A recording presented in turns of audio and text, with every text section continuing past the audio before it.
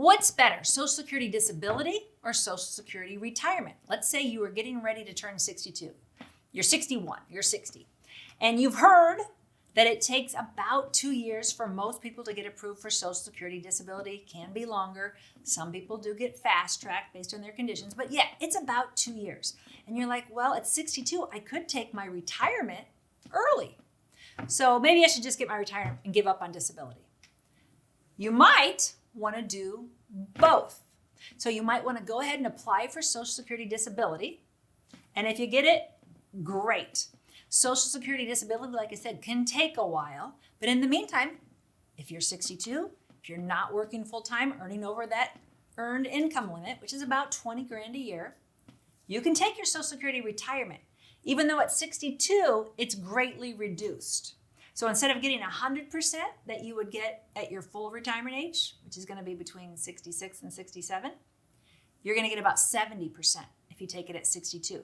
Now the bad news is, when you take it at that reduced amount, you lock that in permanently, and that's going to be what your benefit is for the rest of your life. Because a lot of people think, well, it's a reduction. I'm giving up 30%.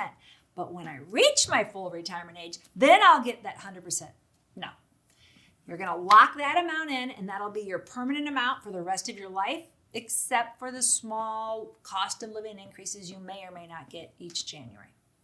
So at 62, you go ahead and you're like, I'm going to take my retirement. I need the money. I'm going to take it, even though it's reduced, and I understand it's a permanent reduction. I need it. It'll help me. I'm going to do it. But you also applied for disability, maybe last year or maybe at the same time.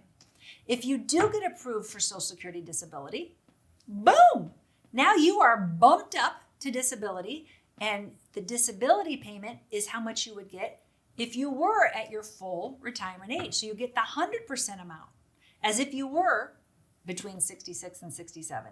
So you can file for both of them at the same time, and if you do later get disability, boom, you gave yourself your raise. Now, changing from retirement to disability has different income rules. When you're on just plain old retirement, you can make up to $20,000 a year. With disability, your income rule is a little tighter. You can only make $1,350 per month gross income, or you risk losing your disability.